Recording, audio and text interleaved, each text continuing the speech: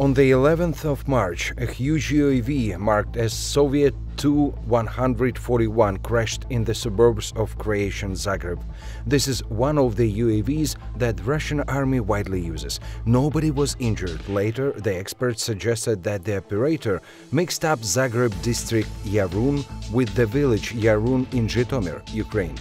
On the 14th of March, another Russian UAV, Orlan, flew 80 kilometers into Romania before running out of gas.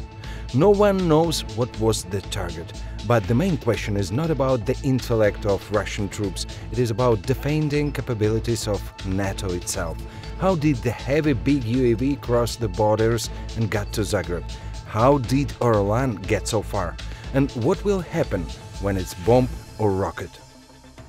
How many countries are ready for sudden shelling of residential districts, as it happened in Kharkiv, Mariupol, Irpin, Chernihiv or Sumy? И когда вы грозите России очередными санкциями, в задницу себе их засуньте, трубочкой сверните, в задницу и знайте, Путин вам сказал, инфраструктуру НАТО на границе 97-го года. Ядерное оружие в те страны, которым оно принадлежит. И если вы считаете, что мы остановимся на Украине, подумайте 300 раз. So ask yourself, is Europe well prepared? Most of the cities that should have remembered World War II do not have bomb shelters or infrastructure equipped due to the Russian threat. Damage will be enormous. In Germany there are still a few bomb shelters. Most of them were turned into art spaces or residential areas. Not all of them are actually underground, and none of those on the ground are ready to resist modern bombs and rockets. Not talking about quantity, there will not be enough space. After the war, Germans didn't build new ones. France doesn't have bomb shelters, at least widely spread, but also has problems with underground parkings, where people hide in Ukraine. Problems with electricity caused death in parking during the recent floods on French Riviera.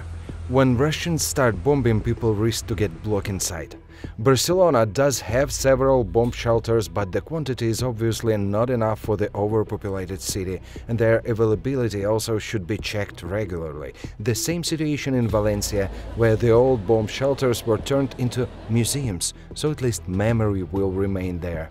There is also an important note for the south of Europe due to Ukrainian experience.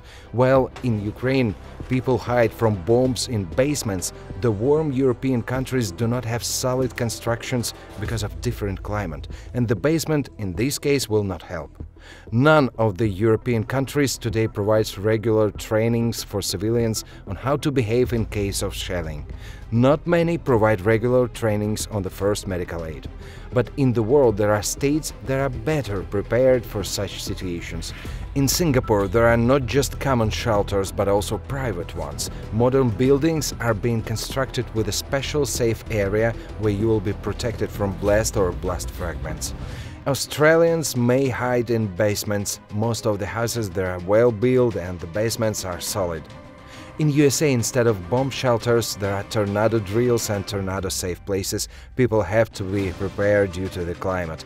This war is already not measured by Ukraine, and not able to unite and stop Russia now. Europe, the world, should get prepared. Here are some main rules in case of Russian attacks on civilians.